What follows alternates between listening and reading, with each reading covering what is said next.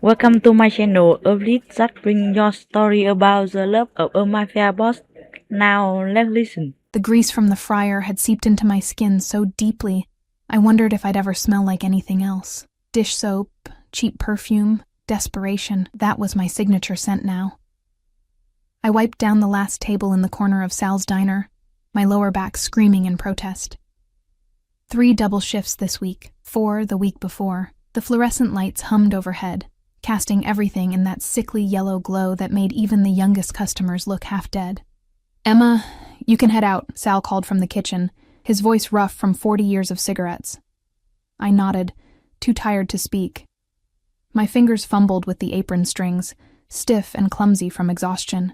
The fabric had worn thin at the edges, fraying like everything else in my life. I grabbed my jacket, a threadbare thing I'd found at Goodwill, and pushed through the back door into the alley. The November air hit me like a slap. Cold. Sharp. I pulled the jacket tighter, but it did nothing against the wind that snaked between the buildings. My phone buzzed in my pocket, and I almost ignored it. Bill collectors had a way of calling at the worst times, as if they knew when you were at your lowest. But something made me look. Unknown number. International code I didn't recognize. My thumb hovered over the decline button. Then I thought about Mom's hospital bills. The second notice from the landlord. The electricity company's final warning. What if it was someone who could help? What if it was one of those medical billing services Mom had mentioned, the ones that sometimes called from overseas? I answered. "Hello?" Static crackled on the other end. Then a voice, male, accent thick, words tumbling out in a language I didn't understand. Panic threaded through each syllable. "I'm sorry. I don't..." He switched to English, broken and desperate. "Please, please, help. They coming. My boss. He is shot. Hospital. Need hospital. Address I send..." "Wait, what? I think you have the wrong..." "No." The word came out like a gunshot. "You only one answer. You must help. Please, boss die if..." The line went dead. My heart hammered against my ribs. I stared at the phone, waiting for something else. An explanation. A laugh track telling me this was some kind of prank. Instead, a text message appeared, an address. Only 10 blocks away, and a single word. Please. I should have deleted it. Should have blocked the number and walked home to my shoebox apartment where the heater barely worked and the neighbors fought until 3 in the morning. Should have minded my own business like I'd learned to do in this city that chewed people up and spit them out without a second thought. But that voice, the raw fear in it, what if someone really was dying? My feet started moving before my brain caught up. I knew these streets, knew which ones to avoid after dark, where the streetlights were broken, where trouble liked to gather in clusters of leather and gold chains. The address led me toward the warehouse district, where old industrial buildings squatted like sleeping giants. The cold bit through my thin jacket. My breath came out in white puffs that disappeared into the darkness. Streetlights flickered and died as I walked, as if the city itself was trying to warn me back. I shouldn't be here. Every instinct screamed it, but my feet kept moving. The address corresponded to a warehouse with broken windows and graffiti crawling up the brick walls. A black SUV sat parked at an angle near the entrance, one door hanging open. Even from a distance, I could see the shine of something wet on the pavement. Dark, spreading, blood. My stomach turned. This was insane. This was how people ended up on the news, their school photos plastered across screens with the word victim underneath. I should call the police. I should run. The phone rang again. Same number. "You there?" The voice gasped. "Please, he dying. No hospital, they find us. You help? You nurse?" "No, I'm just a waitress. You know first aid?" I thought about the mandatory training Sal had made us do last year. How to stop bleeding. CPR basics. How to use an EpiPen. A little, but... "Come, please. Top floor. We pay you. Anything. Please." The line died again. I stood there, phone clutched in my shaking hand, every rational thought telling me to leave, but underneath the fear, something else stirred, curiosity, and maybe, buried deeper. A desperate hope that helping someone, anyone, might somehow balance out the cosmic scales that had been tipped against me for so long. I pushed through the warehouse door. The smell hit me first. Rust and decay, mixed with something sharper. Copper. More blood. My shoes crunched on broken glass as I moved through the ground floor, following the sound of voices echoing from somewhere above. Russian, maybe, or something Eastern European. The words bounced off concrete walls, urgent and clipped. Stairs materialized in the darkness. Metal, steep. Each step groaned under my weight, announcing my presence like an alarm. My hand gripped the railing, the metal so cold it burned. At the top, light spilled from a doorway. Yellow. Warm. Wrong in this cold, dead place. I stepped through. 3 men turned to look at me. The first thing I noticed was the guns. Not tucked away or hidden, just there, casually displayed like jewelry. The second thing I noticed was the blood. It was everywhere, pooled on the floor, smeared on hands, soaking through expensive fabric, and in the center of it all, slumped against the wall, was him. Even dying, he looked like he'd been carved from marble, sharp jaw shadowed with stubble. Dark hair falling across his forehead, damp with sweat. His shirt, white, or what used to be white, was torn open, revealing a chest that rose and fell in shallow, labored breaths. The bullet wound in his side leaked steadily, each pulse sending fresh blood down his ribs. But it was his eyes that stopped me cold. Even half-conscious, even drowning in pain, they held power. Dark. Bottomless. They fixed on me with an intensity that made my breath catch, not pleading, not grateful. Something else.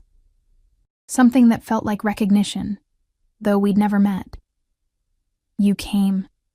The man who'd called me, younger, scared, his hands shaking as he pressed a jacket against the wound, looked at me like I was salvation itself. Help him, please. I should have left.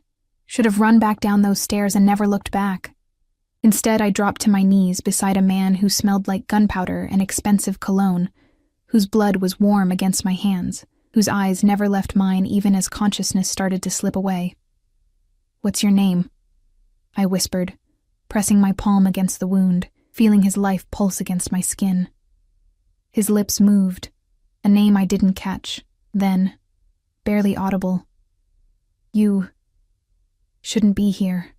Neither should you," I said, my voice steadier than I felt.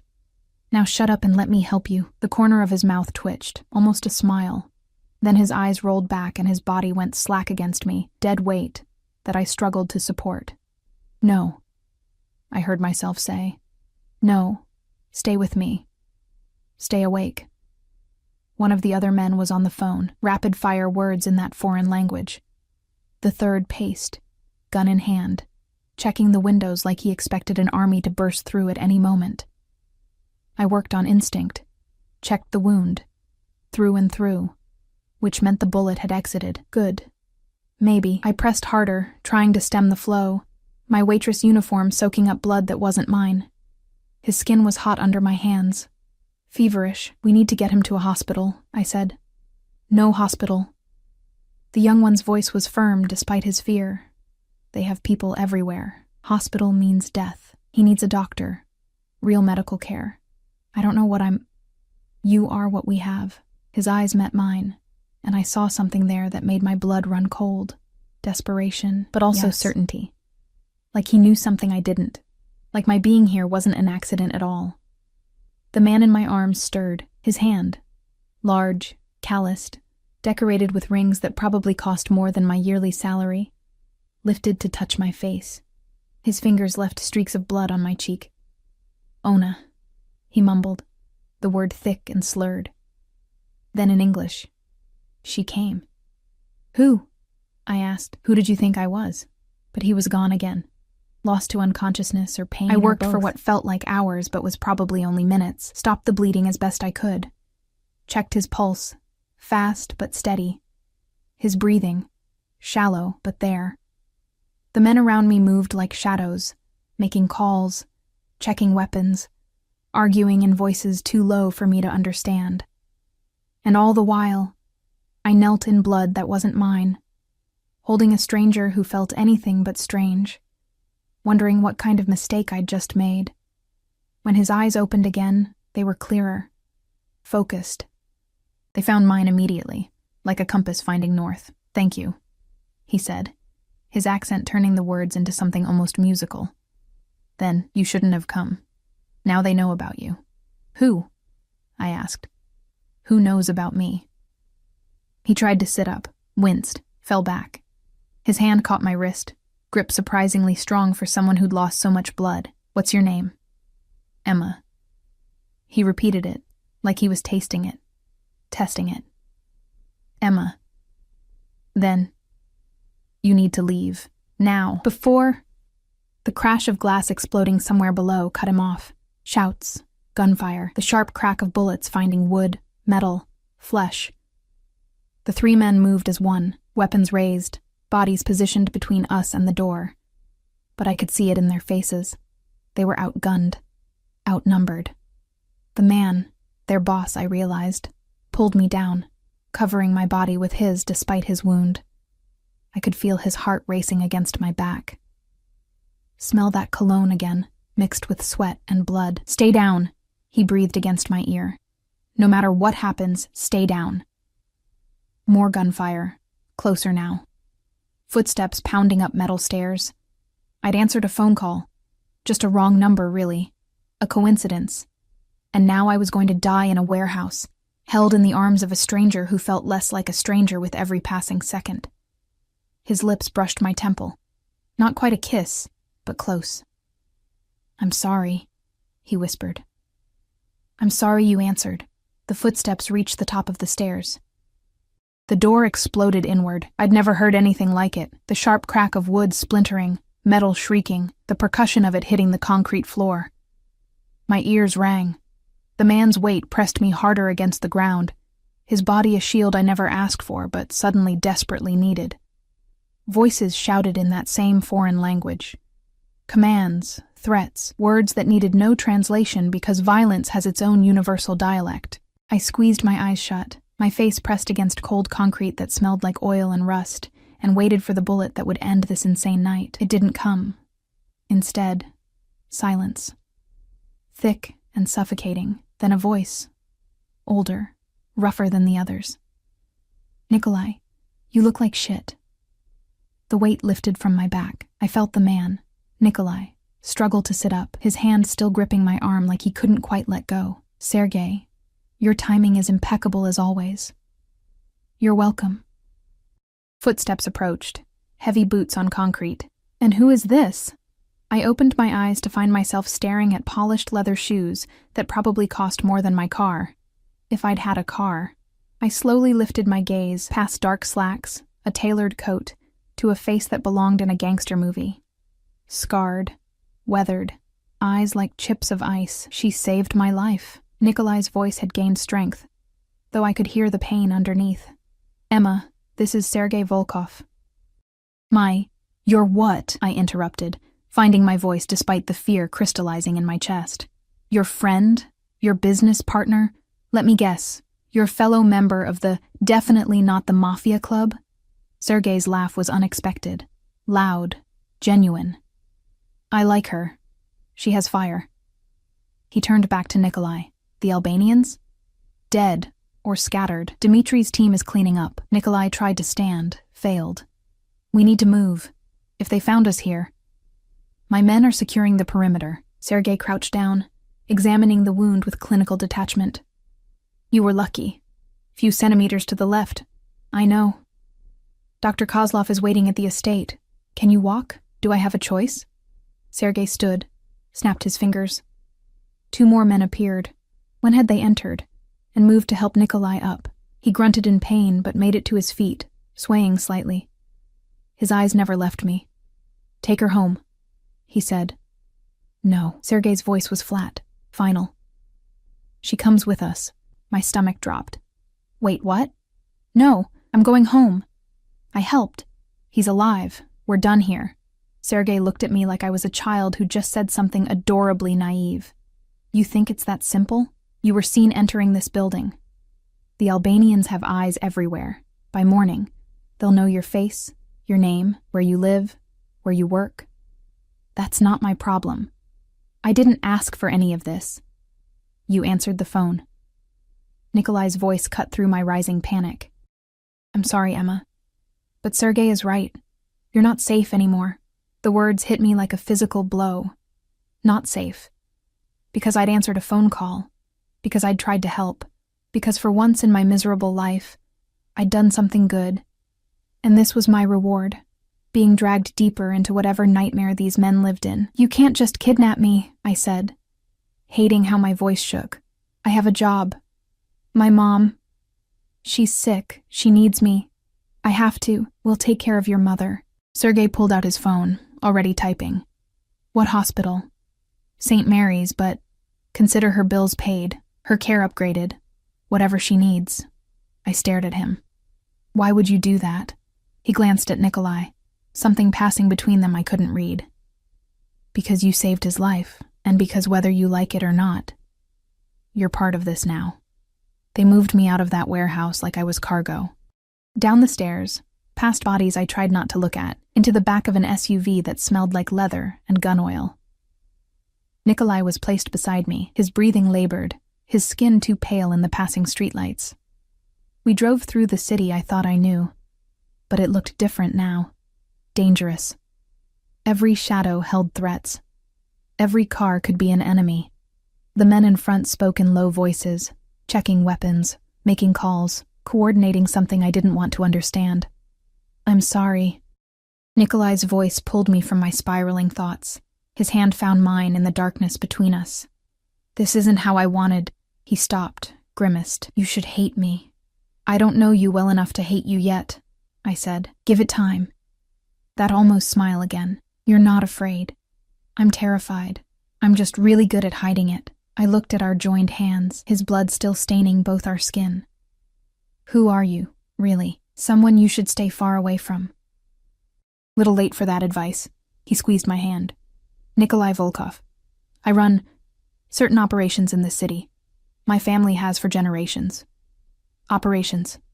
That's a nice word for it. Would you prefer I lie? I'd prefer to be home. But since we're past preferences, no, don't lie. We drove for another 20 minutes, leaving the city proper for suburbs, then past those into countryside I didn't know existed so close to urban sprawl. Trees lined the road, their branches creating a canopy that blocked out the stars. The SUV turned onto a private drive, gates opening automatically, revealing a property that looked like it belonged in a different world entirely. The house, no, the estate, sprawled across manicured lawns, all stone and glass and old-world architecture. Lights blazed from every window. Men in dark suits patrolled the grounds, visible even in the darkness. This wasn't just wealth, this was power, concentrated and fortified. Welcome to your gilded cage, I muttered. Nikolai heard. It's for your protection. Sure, that's what all kidnappers say. They helped him out of the car, but not before he gave me a look that I felt in my bones. Not threatening, not apologetic. Something else. Something that made my traitorous heart skip, despite everything screaming that I should be planning my escape. Inside, the house was even more overwhelming. Marble floors, crystal chandeliers, art on the walls that probably cost more than my entire life. A doctor was waiting. Older man, calm and efficient, setting up supplies on a dining table that had been converted into a makeshift surgical station. Take her upstairs, Nikolai said to a woman who'd appeared from somewhere. Late 50s, stern face but kind eyes. Get her cleaned up, clothes, food, whatever she needs. I need to go home, I said, but no one was listening. The woman, she introduced herself as Irina, led me up a sweeping staircase to the second floor. She opened a door to a bedroom that was bigger than my entire apartment. Cream walls. King-sized bed with linens that probably had a higher thread count than I could imagine.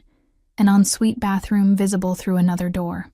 There are clothes in the closet, Irina said in accented English. Shower is through there. I'll bring food. You like tea?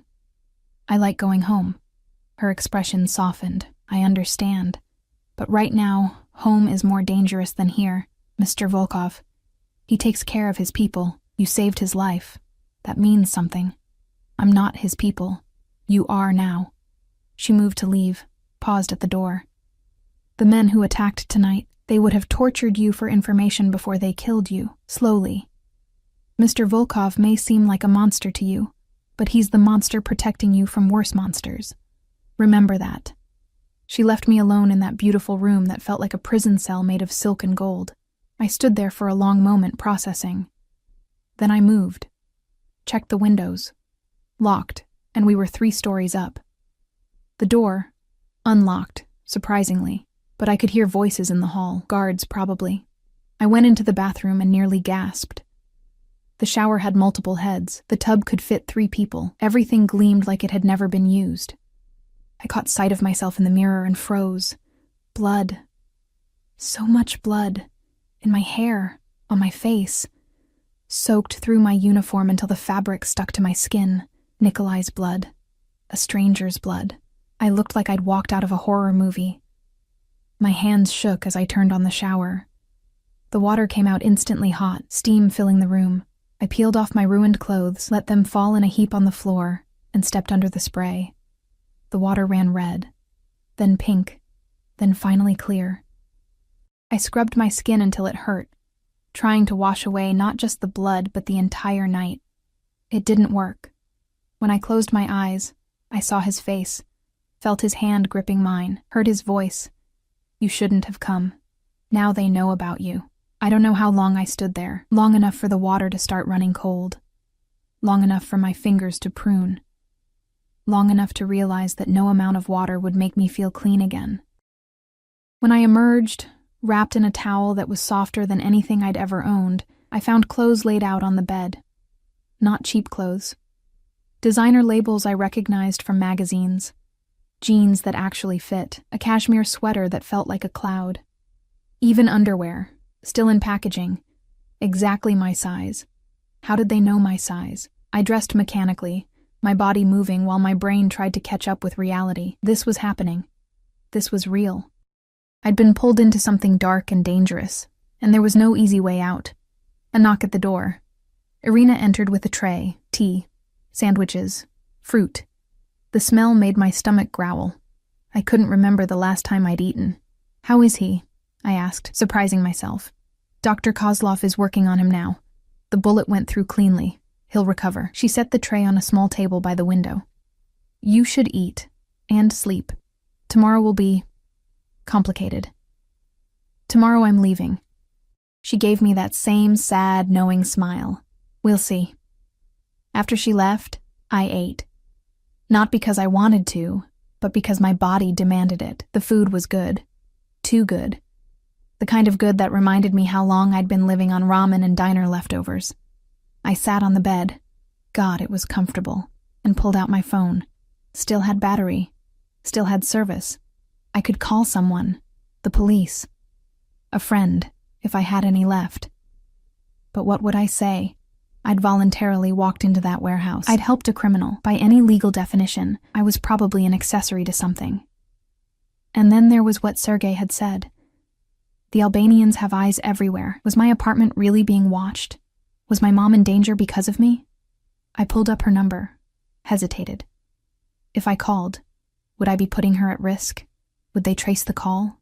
Did they even work like that? Or was I being paranoid? The door opened without a knock. Nikolai stood there, leaning heavily on the frame. He'd been cleaned up, stitched back together, dressed in fresh clothes, but his face was still too pale, his eyes shadowed with pain and something else. He shouldn't be walking, shouldn't be here. You should be resting, I said. Couldn't. He stepped inside, closed the door behind him, locked it. Not until I knew you were okay. I'm locked in a mansion surrounded by armed men. I'm the opposite of okay. He moved closer, each step deliberate, controlled. Like he was fighting through the pain with sheer willpower. I know this is frightening. I know you didn't ask for any of this. Then let me go. I can't. He was close now. Close enough that I could smell that cologne again, mixed with antiseptic, and underneath it all, something uniquely him. They saw you, Emma. They know you helped me. In my world, that makes you a target. The only way to keep you safe is to keep you close. For how long? Until I neutralize the threat. And how long will that take? His jaw tightened. As long as it takes. I stood up, needing to move, needing space, but the room suddenly felt too small with him in it. This is insane. You can't just keep me prisoner because I answered a phone call. You're not a prisoner. He caught my wrist as I tried to move past him. Not hard, not threatening, but firm. You're under my protection. There's a difference. Is there? I looked down at his hand on my wrist, then up at his face. Because it feels the same from where I'm standing. Something flickered in his eyes, regret, maybe, or recognition of a truth he didn't want to acknowledge. His thumb moved against my pulse point, and I hated that my body responded, heart racing, skin warming, every nerve suddenly aware of him. I won't let anything happen to you, he said quietly. I swear it. Why do you care? You don't even know me. His hand moved from my wrist to my face, fingers ghosting along my jaw where his blood had stained my skin hours before. I know you risked your life for a stranger. I know you didn't run when any sane person would have. I know. He stopped, something crossing his face too fast to read. I know I owe you a debt I can never repay. Then repay it by letting me go. Anything but that. We stood there, inches apart, the air between us electric with tension and unspoken words. His eyes searched mine like he was looking for something. Permission, understanding, absolution for sins I didn't even know he'd committed yet. You're afraid of me, he said. Not a question. Yes. Good. You should be. But his hand was gentle on my face, contradicting his words. I'm not a good man, Emma. The things I've done, I don't want to know. You will. Eventually. And when you do, you'll hate me. His thumb traced my lower lip, the gesture intimate and possessive all at once. But until then, let me keep you safe. Please. The please broke something in me. This powerful man, this criminal who commanded armies of loyal soldiers, was asking, not demanding, for permission to protect me. It should have meant nothing. It should have changed nothing, but it did. 1 week, I heard myself say. You have 1 week to fix whatever mess this is. Then I'm gone, whether it's safe or not. His smile was small but genuine, relieved. 1 week. He leaned in, and for a heartbeat I thought he might kiss me, wanted him to, which was insane. Instead, his forehead touched mine, his breath warm against my lips. Thank you, he whispered, for saving my life, for giving me this time, for being exactly who you are. Then he was gone, leaving me alone in that golden cage with the ghost of his touch on my skin, and the terrible realization that somewhere in the chaos of this impossible night, I'd stopped seeing him as just a criminal. I saw him as a man. Dangerous? Yes. Dark? Absolutely. But mine to save. Mine to protect. Mine. And that thought terrified me more than anything else. Morning came too fast and too bright. Sunlight streamed through windows I'd forgotten to close, burning through my eyelids until I had no choice but to wake. For a blissful moment, I thought it had all been a nightmare, the phone call, the warehouse, the blood. Then I opened my eyes to silk sheets and a room that cost more than I'd earn in a lifetime, and reality crashed down like a wave. I'd slept in a mobster's house, was still sleeping in a mobster's house, would be sleeping here for at least a week unless I could find a way out that didn't end with me dead in an alley somewhere. A soft knock preceded Irina entering with a breakfast tray. The smell of fresh coffee and pastries made my stomach growl despite my anxiety. Good morning, she said, setting the tray on the bedside table. Mr. Volkov asks that you join him for breakfast downstairs when you're ready.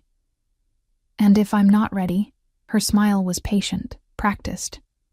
Then he will wait, but the food will get cold. She left before I could argue. I stared at the tray, croissants that looked handmade, fresh fruit cut into perfect pieces, coffee in a cup so delicate I was afraid to touch it. My usual breakfast was whatever stale bagel Sal hadn't sold the day before, eaten standing up between customers. I ate slowly, trying to make sense of my situation. I needed information, needed to understand what I was really dealing with. The TV remote sat on the nightstand, and I grabbed it, flipping through channels until I found local news. Shooting in the warehouse district last night left 3 men dead and 2 others critically injured. Police are investigating what they believe to be gang-related violence. Authorities are asking anyone with information to... 3 dead. My hands shook around the coffee cup. 3 people had died last night, and I'd been there. I'd been part of it, whether I wanted to be or not. I turned off the TV and forced myself to get dressed. The closet held more clothes than I'd seen outside a department store. All in my size, all expensive, all carefully chosen. Someone had put thought into this. Had known I was coming before I even knew myself. That realization chilled me more than the violence. I chose jeans and a simple black sweater, refusing to wear anything too expensive or beautiful. This wasn't my life. These weren't my clothes. I was a waitress from the wrong side of town, and no amount of designer fabric would change that. The house was even more intimidating in daylight. I found my way downstairs following the sound of voices, passing rooms filled with art and antiques. Hallways lined with photographs of men in expensive suits shaking hands with people I half recognized. Politicians, business leaders, people who definitely shouldn't be shaking hands with the Russian Mafia. But here was the proof, framed and hung like trophies. The dining room was massive. The table could seat 20 easily, but only 2 places were set. One at the head, where Nikolai sat reading a tablet, and one to his right. He looked up when I entered, and something softened in his expression. "You slept well?" he asked. "No." I sat down because standing felt like giving him power. I dreamed about blood and bullets and making the worst decision of my life. The honest answer. I appreciate that. He set down the tablet. In daylight, I could see the toll last night had taken. Dark circles under his eyes. A tightness around his mouth that spoke of pain he was trying to hide. He should still be in bed. Coffee? I already had some. American coffee or real coffee? Despite everything, my mouth twitched. Is there a difference?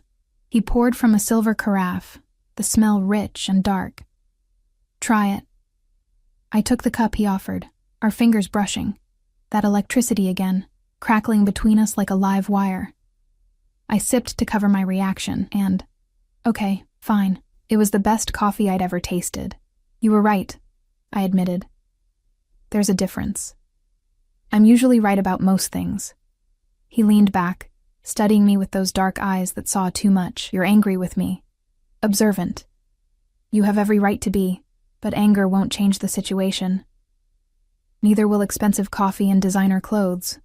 I set down the cup harder than necessary. I want to see my mother. His expression shifted, became careful. That's not possible right now. Why not? Because the moment you leave this property, you become a target, and anyone you visit becomes collateral damage. He pulled out his phone, typed something, then turned it to show me. But I had my people check on her this morning. The screen showed a photograph, Mom in her hospital bed, sleeping peacefully. The room was different than before, bigger, brighter, flowers on the windowsill, new equipment blinking and beeping. I moved her to a private suite, Nikolai said. The best doctors, 24-hour nursing care, security posted outside her door, though they're dressed as hospital staff. My throat tightened. You can't just... I already did. He pulled the phone back. Your mother has stage 3 lung cancer. She's been in and out of St. Mary's for 6 months. The prognosis isn't good with standard treatment, but I've arranged for Dr. Chen from Boston General to consult. He's one of the best oncologists in the country. I stared at him, emotions warring in my chest. Gratitude, anger, confusion. How do you know all that? I know everything about you, Emma Reyes. 24 years old, mother sick, father died when you were 12. You dropped out of community college to work full-time when her diagnosis came. 3 jobs at one point, now down to 2 since you got the waitressing position at Sal's. He paused. You're drowning in debt, medical bills, student loans you can't pay. Your landlord is threatening eviction. Your electricity was shut off twice last month. Each fact felt like a slap. You had me investigated. I had you protected. There's a difference. You keep saying that. Protected. Like it makes this okay. Like knowing every detail of my pathetic life is somehow for my own good. He stood. moved around the table until he was close. Too close. Your life isn't pathetic. You're surviving impossible circumstances with grace and strength most people couldn't muster. You work yourself to exhaustion to save someone you love. That's not pathetic, Emma. That's heroic. Stop. The word came out broken. Stop trying to make this something it's not. You're a criminal. You had people killed last night. You're keeping me here against my will. Don't pretend this is anything other than what it is. And what is it? Kidnapping. Imprisonment. I don't know. Human trafficking? His jaw tightened. I would never. He stopped, took a breath. You're free to walk out that door right now. I won't stop you.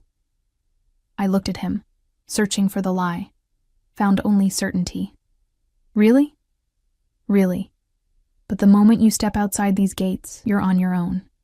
No protection, no security. And the men who tried to kill me last night, they'll come for you. They'll use you to get to me, and they won't be gentle about it. You're saying I'm only safe as long as I stay. I'm saying the world outside these walls is more dangerous than the one inside them. At least here, I can keep you alive. What kind of choice is that? The only one I can give you. He moved back to his seat, and I could see the pain in the careful way he lowered himself. I know this isn't fair. I know you deserve better than to be dragged into my world. But fair doesn't matter when you're dead. Silence fell between us, heavy and complicated. Outside the window, I could see guards patrolling. Inside, I could hear the tick of an antique clock and my own heartbeat thundering in my ears. How long? I finally asked. How long until it's really safe? The Albanians won't give up easily. They've been trying to move into my territory for months. Last night was their biggest play yet, and I survived. That makes me, and anyone associated with me, a priority target. He met my eyes. Honestly, it could be weeks, maybe longer. You said 1 week. I said what you needed to hear to keep you from doing something reckless. No apology in his voice, just truth. I won't lie to you again, Emma. Not about this. You're in danger as long as this war continues. The only way to end it is to end them. End them, I repeated. You mean kill them? I mean eliminate the threat, however necessary. The casual way he said it, like he was discussing pest control instead of murder, should have repulsed me. Should have sent me running despite the danger. Instead, I found myself asking, and you're going to do this yourself while still recovering from a gunshot wound? Something flickered in his expression, surprise maybe. I have people. You almost died last night. You can barely move without pain, even though you're trying to hide it. How exactly are you planning to wage a war against the Albanian mob in your condition? That's not your concern. If my safety depends on you winning, then it absolutely is my concern.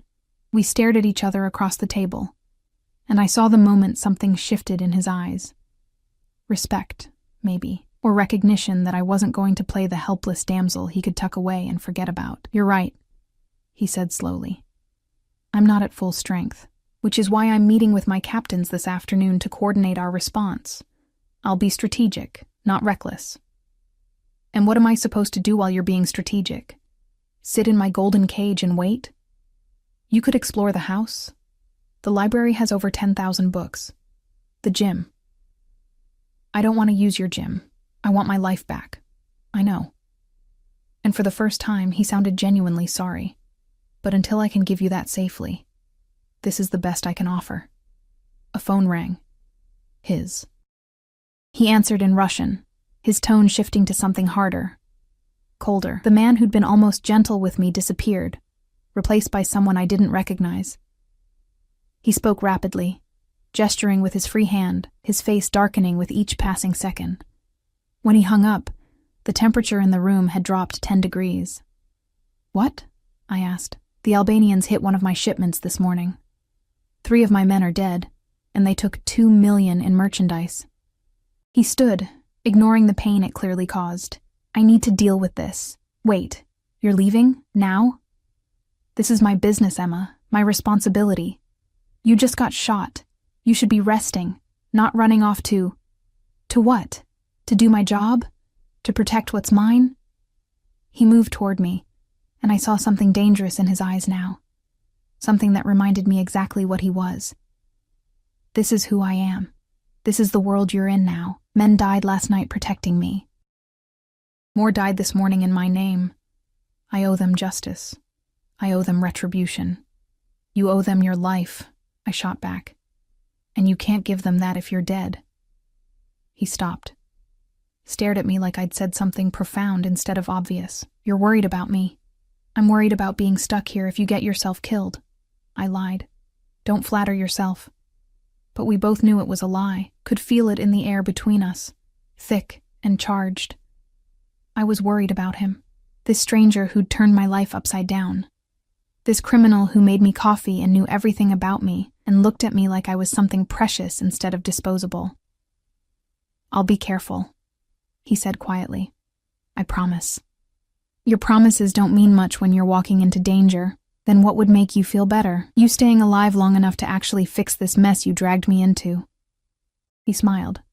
A real smile this time. Not the almost smile, but something genuine and warm that transformed his face. I can do that. He moved to leave, paused at the door. Emma? What? Thank you. For caring, even if you won't admit it.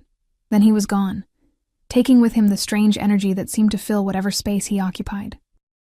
I sat there in that enormous dining room, surrounded by luxury I'd never imagined, and wondered when exactly I'd stopped seeing Nikolai Volkov as my captor and started seeing him as something infinitely more dangerous, someone I couldn't afford to lose. The thought terrified me, but not as much as the realization that followed. I was already his.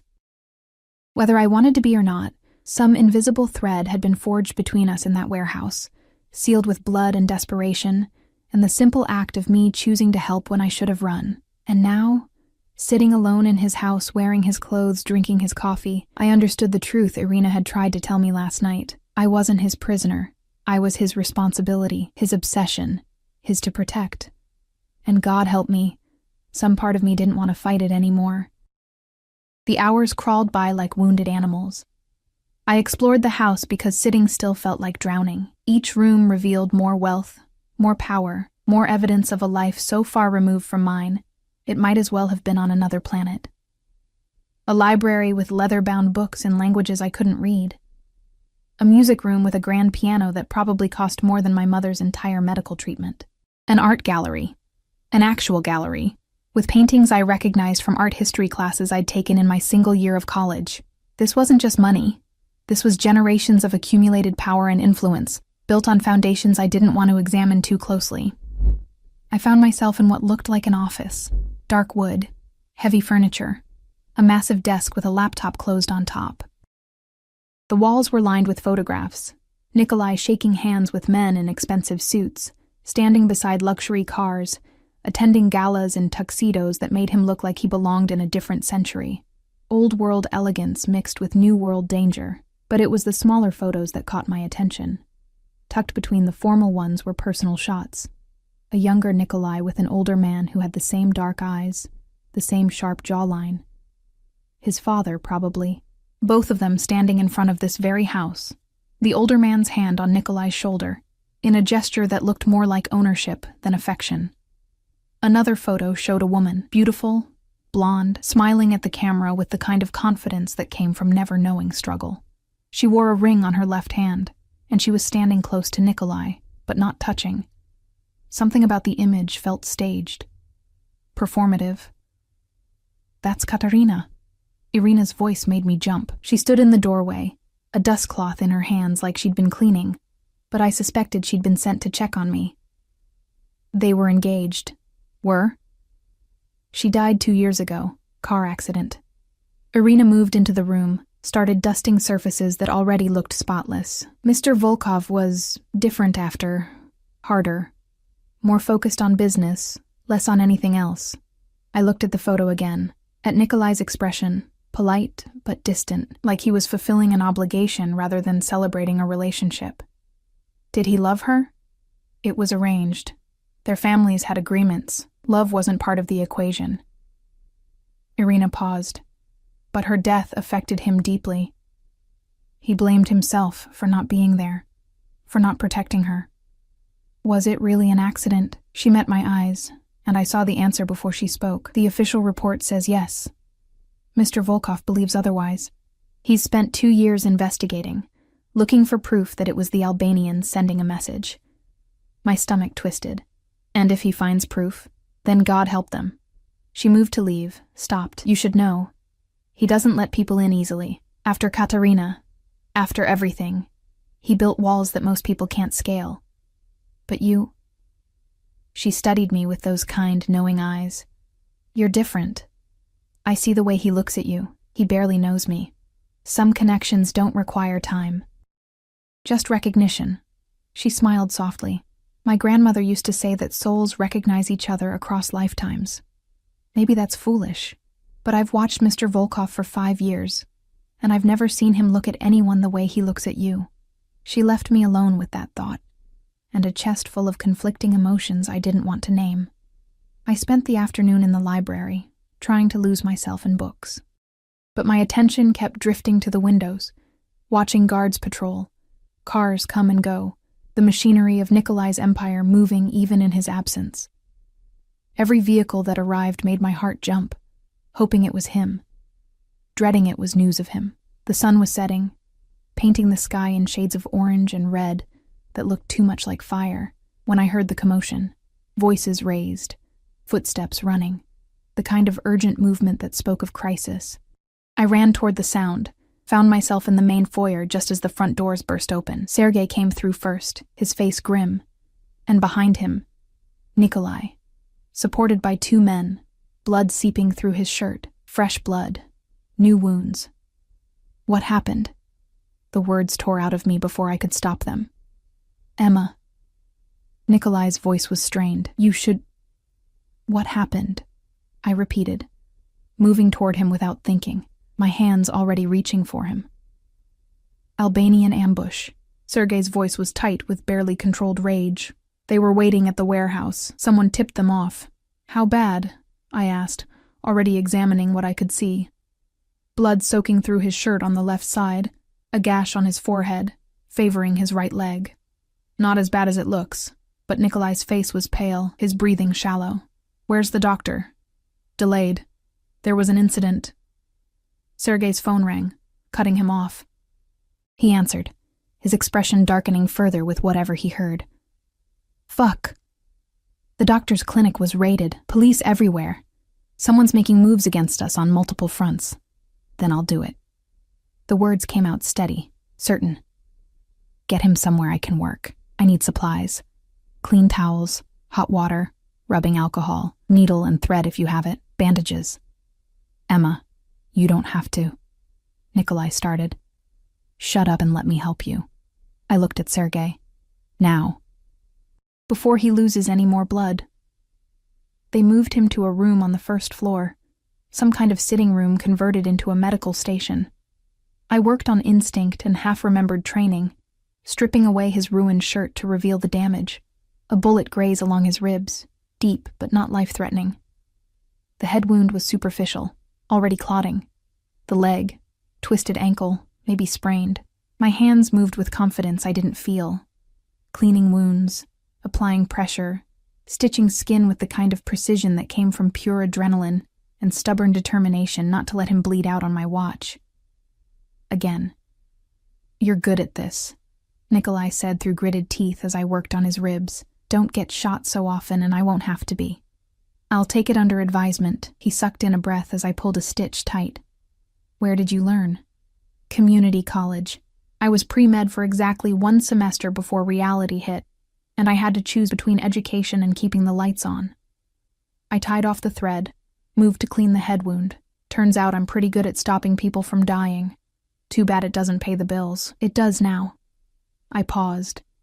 Antiseptic-soaked cloth halfway to his forehead. What? You work for me now. Consider this your new position. Personal physician to the Volkov family. His eyes met mine, and despite the pain, I saw something else there. Something that made my pulse race. The pay is considerably better than waitressing. I'm not working for you. You're literally stitching me back together right now. That's different. That's just basic human decency. There's nothing basic or decent about you, Emma Reyes. He caught my wrist as I cleaned his wound, his grip gentle but firm. You're extraordinary. Don't you see that? I see a man who keeps getting himself shot because he's too stubborn to stay down. I'm starting to think you like playing doctor. I'm starting to think you have a death wish. Maybe I do. His voice dropped lower. Or maybe I just like having you close enough to save me. The words hung in the air between us, loaded with meaning I wasn't ready to unpack. I pulled my hand away, finished cleaning the wound, applied a bandage with more force than necessary. There. You'll live. Again. I stepped back, surveying my work. But seriously, Nikolai, this has to stop. You can't keep throwing yourself into danger like this. It's my job to protect what's mine. And who protects you? You do, apparently. He tried to sit up, winced. Twice now you've pulled me back from the edge. Starting to think you're my guardian angel. Angels don't exist in your world. No, but you do. He reached for my hand, pulled me closer until I was standing between his knees. Blood stained both of us now, his and mine mixing together like they had in the warehouse. I made you a promise that I'd keep you safe, but I'm starting to realize you're the one keeping me safe. Someone has to. You're clearly terrible at it yourself. He laughed, actually laughed, then immediately regretted it as pain shot through his ribs. Fuck, don't make me laugh. It hurts. Good. Maybe pain will teach you sense. His hands found my hips, holding me in place when I would have stepped away. I need to tell you something. About today. About what happened. The seriousness in his tone made my stomach drop. What? The ambush wasn't random. Someone inside my organization gave them my location. Someone close. His jaw tightened. I have a traitor in my ranks. How do you know? Only 5 people knew where I was going today. All of them have been with me for years. All of them sworn to loyalty. His eyes searched mine.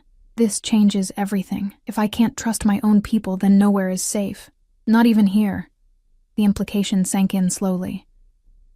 You think someone in this house? I don't know what to think anymore. He pulled me closer, his forehead resting against my stomach, his breath warm through my sweater. I just know that you're the only person I trust completely. You, who should hate me. You, who has every reason to betray me. But you don't. You save me instead. My hands moved of their own accord, fingers threading through his hair. The gesture intimate, comforting, dangerous. Maybe I'm the traitor. Maybe this is all part of my master plan. Then it's working. He looked up at me, and the vulnerability in his expression stole my breath.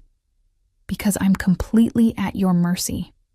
The moment stretched between us, fragile and electric, his hands on my hips, mine in his hair, both of us covered in blood and bad decisions. I should have stepped away, should have remembered that this man was dangerous, that this world would destroy me, that nothing good could come from whatever was building between us. Instead, I leaned down and kissed him. It wasn't gentle, wasn't romantic. It was raw and desperate and tasted like copper and need. His hands tightened on my hips, pulling me closer even as I tried to maintain some distance. But distance was impossible now. Had been impossible since the moment I'd answered that phone call. When we broke apart, both breathing hard, his eyes were dark with something that went beyond desire. Emma, he breathed. If you do that again, I won't be able to let you go. Maybe I don't want you to let me go. You don't know what you're saying. I know exactly what I'm saying. I traced his jawline with my fingertips, felt him shudder under my touch. I know this is insane. I know you're dangerous. I know I should be running as far and fast as I can, but I'm not. I'm here. And I'm not leaving. Even knowing what I am, especially knowing what you are. I kissed him again, softer this time, because I see who you are under all the blood and violence. I see the man who protected me with his own body, who's taking care of my mother, who looks at me like I'm something precious instead of disposable. That man, I'm not afraid of him. You should be, he whispered against my lips, because that man will never let you go, will never stop wanting you. Will burn down the world to keep you safe. Then burn it. I pulled back enough to meet his eyes. I'm tired of being afraid, tired of playing it safe. For once in my life, I want something that's mine. And right now, What I want is you. Something broke in his expression, the last wall crumbling. He stood despite his injuries, his hands framing my face like I was made of glass. Then you have me, he said. Every dark, damaged piece of me. But Emma, once you're mine, that's it. There's no going back, no escape. I don't know how to love anything without consuming it. Then consume me. The words came out as a challenge. A surrender, both. He kissed me like he was drowning and I was air. Like I was the only thing keeping him tethered to something resembling humanity. His hands were in my hair, on my back, everywhere and nowhere near enough. I pressed closer, careful of his wounds but desperate for contact, for connection, for proof that this insane feeling building between us was real. A cough from the doorway broke us apart. Sergei stood there, his expression carefully neutral, but I caught the flash of surprise before he masked it. Sorry to interrupt, he said, not sounding sorry at all. But we have a situation. Nikolai's arms stayed around me, protective and possessive. What kind of situation? The kind that requires your immediate attention. We found the leak. The temperature in the room dropped. Nikolai's expression shifted back to the cold, dangerous man I'd seen glimpses of. Who? Dmitri. The name meant nothing to me, but I felt Nikolai's entire body tense. Dmitri, are you certain? Phone records, bank transfers. He's been feeding information to the Albanians for 6 months, including your location this afternoon. Sergei's face was granite. He's in the holding room, waiting for you. Nikolai's jaw tightened. When he spoke, his voice was ice. Good. I'll deal with him personally. No. The word came out before I could stop it. Both men turned to look at me. You're injured. You need to rest. This can't wait. Nikolai's tone brooked no argument. Betrayal demands immediate response, or others will think weakness. Then let Sergei handle it. This is my responsibility, my family, my justice to deliver. I understood what he was really saying, what he was about to go do. My stomach turned, but I forced myself to meet his eyes. Then I'm coming with you. Absolutely not. You want me to understand your world, to be part of it? Then show me, all of it, even the parts that make me uncomfortable. Emma, I'm not a child, and I'm not some delicate flower that needs to be protected from reality.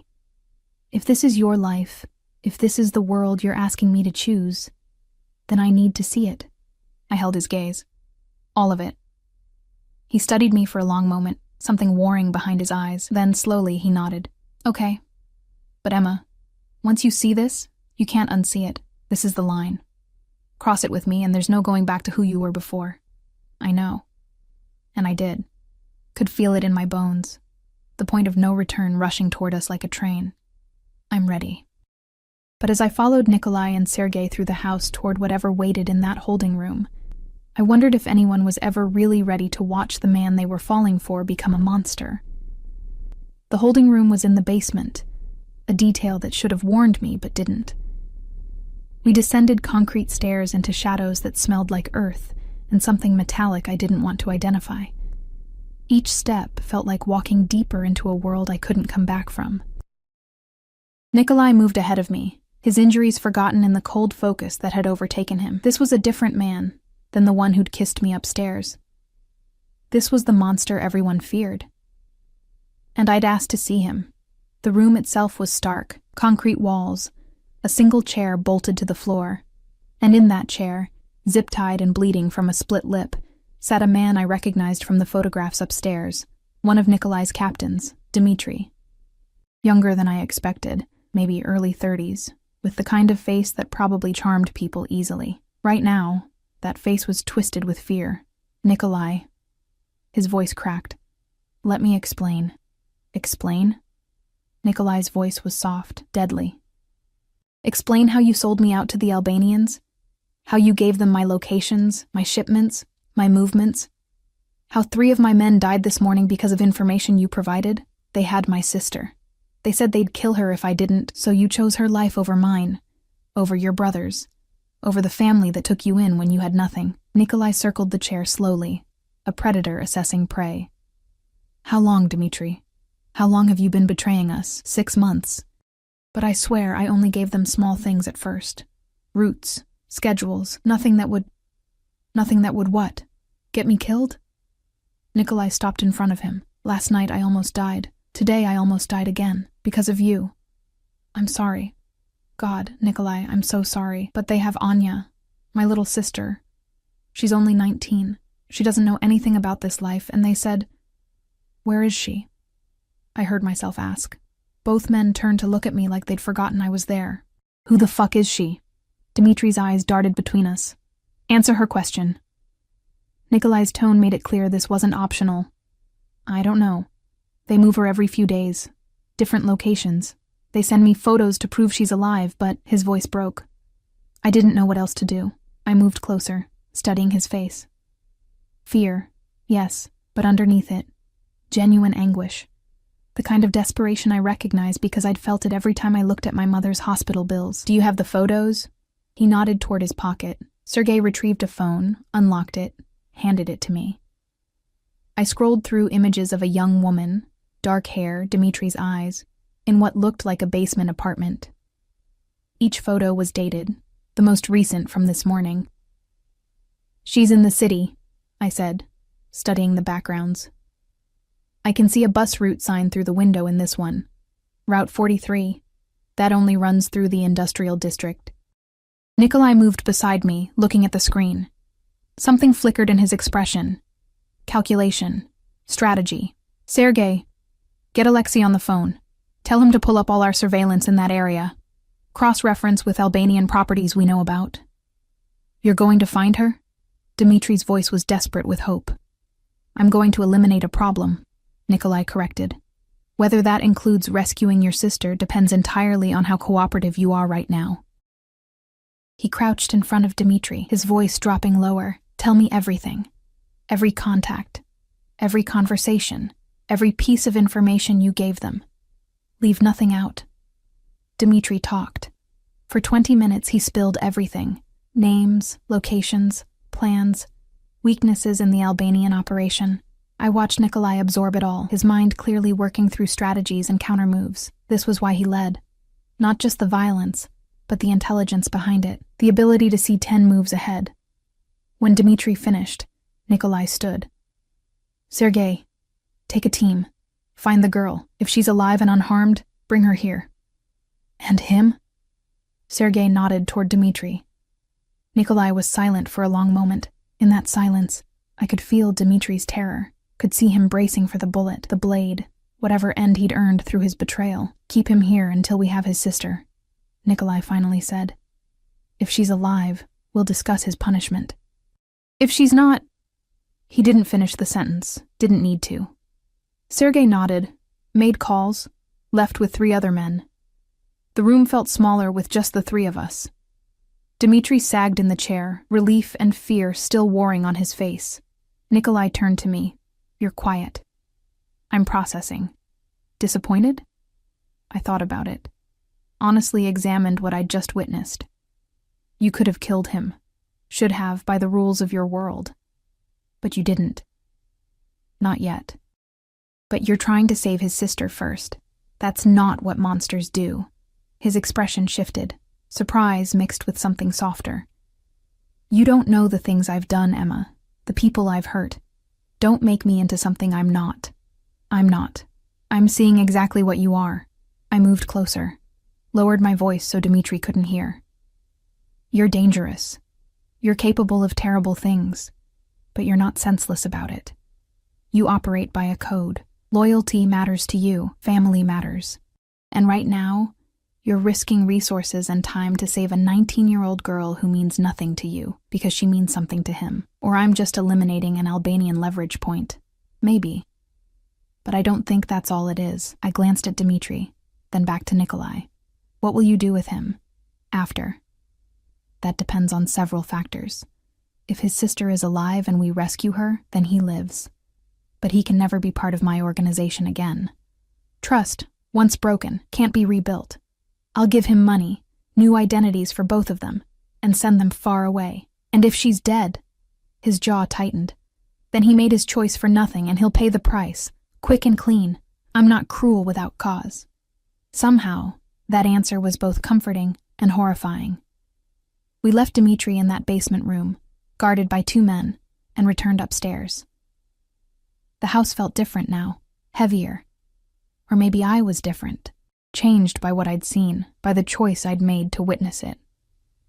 Nikolai led me to his study, the same one where I'd found the photographs earlier. He poured 2 glasses of whiskey from a crystal decanter, handed me one. I took it, grateful for something to do with my hands. "You're handling this remarkably well," he observed. "Am I? Because I feel like I'm standing on the edge of a cliff, and I'm not sure if I'm about to fall or fly." "Both, probably." He sipped his whiskey, studying me over the rim. "This is your last chance, Emma. Walk away now and I'll let you. I'll make sure you're protected, that your mother is cared for. You can go back to your life." My life was working myself to death for minimum wage, watching my mother slowly die because I couldn't afford better care. Coming home to an empty apartment where the electricity might be on, or might not. That's what you're offering me? I'm offering you safety, normal. A world where people don't get shot in warehouses or tortured in basements. And what about you? Do I get you in this normal world? His expression cracked, vulnerability showing through. No. You'd have to leave me behind. Then I don't want it. I set down my glass, moved to stand in front of him. I know this is crazy.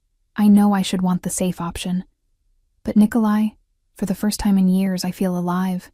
I feel like I matter to someone, like I'm more than just a waitress struggling to survive. You see me, really see me.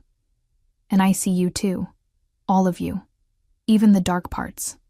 Especially the dark parts, he corrected, his hand coming up to cup my face. You walked into that basement knowing what you'd see, knowing what I was capable of, and you didn't run.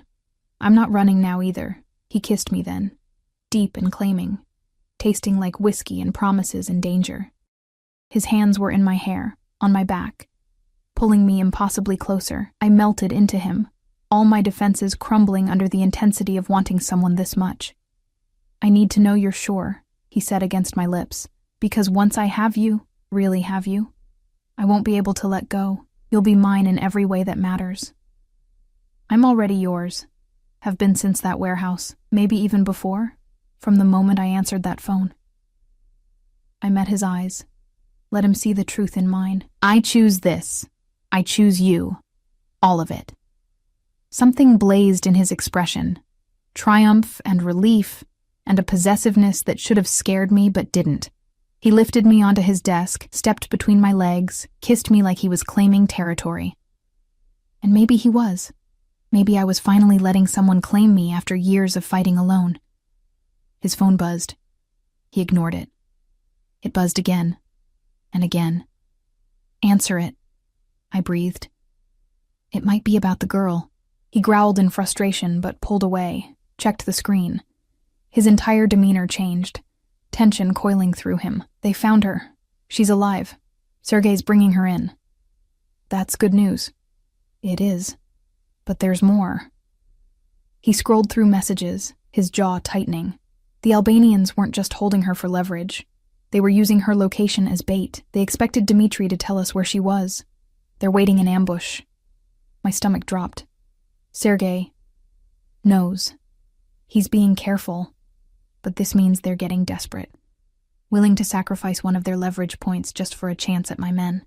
He looked at me, conflict clear on his face. "I need to coordinate the extraction. Make sure my people get out safely. Then go. I'll be here. I don't want to leave you. I'm not going anywhere." I slid off the desk, straightened my clothes. "Go do what you need to do. Save that girl. Keep your people safe. I'll still be here when you're done." He pulled me close one more time, kissed my forehead. "I'm going to end this war, Emma. Whatever it takes. And then we figure out what this is, what we are." I smiled, trying for confidence I didn't quite feel. "Together." He left, phone already to his ear, barking orders in Russian. I stood alone in his study, surrounded by the evidence of his life, his power, his world. A world I was choosing to become part of. The next few hours passed in agonizing slowness. I paced, read books without absorbing words, stared out windows at grounds I couldn't leave. Irina brought food I couldn't eat. Every sound made me jump, expecting news, hoping for good, fearing worse. It was past midnight when they returned. I heard the commotion, ran to the foyer. Sergei entered first, supporting a thin, terrified girl who could only be Anya. Behind them, Nikolai, blood on his shirt again. But not his this time, I hoped. More men. All of them grim-faced but alive. "Is everyone—" I started. "Too injured, but they'll live," Nikolai said. "The girl is unharmed." Anya was crying, shaking, clearly traumatized. I moved to her instinctively, the same impulse that had made me answer that phone call pushing me forward. Hey, you're safe now. It's okay." She looked at me with eyes too old for 19. "My brother is alive. He's here. You'll see him soon." I guided her toward Irina, who'd appeared with blankets and tea. "Let's get you cleaned up first, okay? Then we'll take you to him." She nodded mutely. Let Irina lead her away. I turned back to Nikolai, saw him watching me with an expression I couldn't read. "What?" "You're a natural caretaker, even with strangers, even in chaos." He moved closer, seemingly oblivious to the blood and dirt covering him. "How did I get this lucky? To have you answer that call, to have you save me, to have you choose this. Maybe it wasn't luck. Maybe it was fate. I don't believe in fate. Neither did I. Until you." I took his hand, not caring about the blood or the men watching or anything except the feeling of his skin against mine. What happens now? With Dmitri and his sister, I keep my word.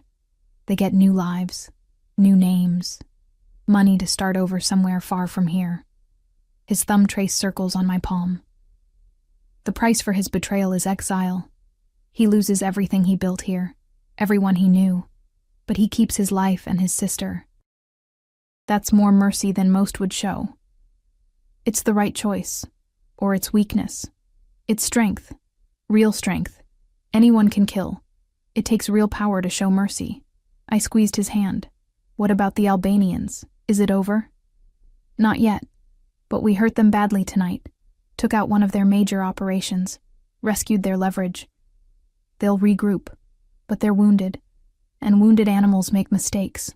His eyes met mine, dark and determined. "I'm going to end this, Emma, soon. And then you and I will figure out what comes next." "I already know what comes next." "Oh, we live, we fight, we figure out how to build something real in the middle of all this chaos." I pulled him closer, rose on my toes to kiss him. We choose each other. Every day. Even when it's hard. Especially when it's hard. You make it sound simple. It is simple. Not easy, but simple. I rested my forehead against his. "I love you, Nikolai Volkov. I didn't plan to. Didn't want to. And I'm not going anywhere." The words hung between us, raw and true. His arms came around me, holding me like I might disappear if he let go. "I love you too," he whispered against my hair. "I've loved you since you knelt in blood to save a stranger, since you looked at me with fire in your eyes instead of fear, since you chose to stay when any rational person would run." He pulled back just enough to see my face. "You're mine now. Completely. Forever. Forever is a long time." Not long enough. The weeks that followed were a blur of violence and planning, of Nikolai methodically dismantling the Albanian operation piece by piece. I stayed by his side through it all, not in the field, but in the planning rooms, the strategy sessions, the late-night debriefs, learning his world, understanding the chess game of organized crime. My mother's health improved with the better care. I visited her under guard, watched her color return, her strength build. She asked questions about how I could suddenly afford all this, and I told her partial truths. Met someone, he's helping us. It's complicated. She was too grateful to push too hard. 3 months after that first phone call, Nikolai eliminated the last Albanian stronghold in the city. The war was over. His territory was secure. And I was still there, still choosing him, still building something that looked suspiciously like a life. He found me in the library one evening, reading by the fire. The same place I'd spent so many hours those first terrifying days. "I have something for you," he said, sitting beside me. I closed the book, turned to face him. He looked different now, lighter somehow, like a weight had been lifted. The wounds had healed. The immediate danger had passed. What remained was just us. He handed me a small box. Inside, a key. What's this? The key to this house, to my life, to everything I have. His hand covered mine. I'm not asking you to marry me, not yet. We're too new for that, despite everything. But I'm asking you to stay, officially, to make this place your home, to build a life here with me. Tears pricked my eyes. You're sure? Even knowing I'm just a waitress from the wrong side of town? That I have no connections, no useful skills, nothing to bring to this arrangement except myself? You bring everything that matters. Compassion, strength, the ability to see humanity in monsters, the courage to stand beside me instead of behind me. He cupped my face, thumbs wiping away tears I hadn't realized were falling. You saved my life, Emma, and then you saved my soul. Everything I have is yours. Everything I am is yours, if you'll have me. I thought about that phone call, that impossible choice in a dark alley, the warehouse and the blood, and the moment I'd decided to answer instead of ignore. One decision, one moment. And it had changed everything. Yes, I whispered. Yes to all of it. To this house and this life and you. All of you. He kissed me then, slow and deep and full of promise. Outside, guards patrolled. Inside, the machinery of his empire continued turning. But in this moment, in this space between the past and the future, there was just us. A criminal and a waitress. A monster and an angel. Two people who shouldn't have worked but somehow did. I'd answered a foreign call and ended up saving the Mafia boss. But he'd saved me too. From a life of endless struggle, from invisibility, from believing I deserved nothing more than survival. He'd given me power, choice, love, and I'd given him the same. In the end, that's all salvation really was. Two broken people choosing to piece each other back together, one impossible day at a time. The fire crackled. The house settled into evening quiet. And in Nikolai Volkov's arms, surrounded by luxury born of blood and darkness, I finally felt like I'd come home, not in spite of the danger, but because of it. Because of him. Because I'd answered a phone call that changed everything, and I'd do it again in a heartbeat, every single time.